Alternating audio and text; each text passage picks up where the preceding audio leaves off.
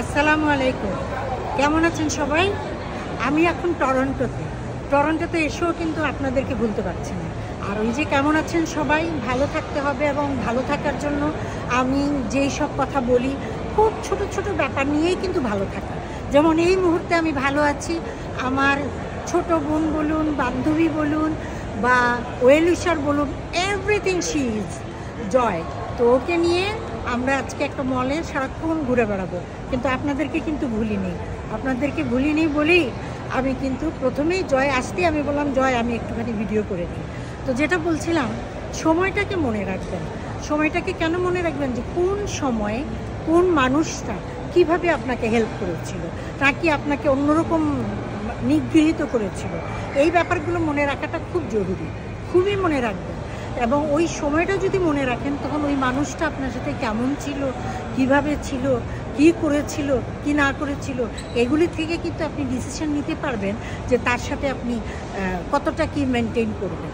কারণ ক্ষমা করাটা ভালো, কিন্তু এমন জিনিস কখনোই ক্ষমা করা উচিত নয় যেটা আপনার আত্মসম্মানকে আহত করেছে, যেটা আপনাকে অন্যরকম একটা বিষণ্ণতা দিয়ে অপমানজনক ব্যাপার করেছে। সেগুলো কিন্তু আসলে ক্ষমার অযোগ্য। কিন্তু বলছি ঠিকই, আমি কিন্তু এগুলি আমি ধুমসে করে গেছি।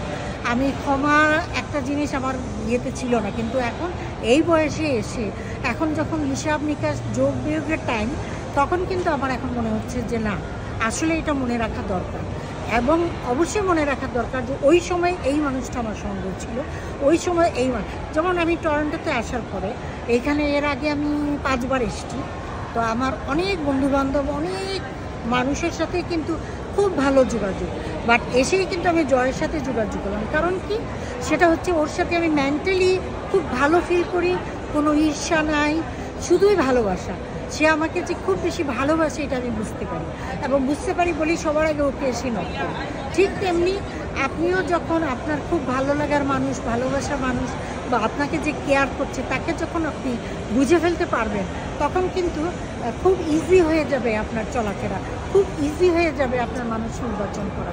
এবং সেই নির্বাচন থেকেই কিন্তু আপনি আপনার জীবনের চলার পথটাকে অ্যাকচুয়ালি খুব সুন্দর করবেন, এবং সেই চলার পথটাই আপনাকে বলে দিবে যে আপনাকে এইভাবে চলতে হবে, এই মানুষদের সাথে চলতে হবে, এই করতে হবে। ভালো থাকবেন।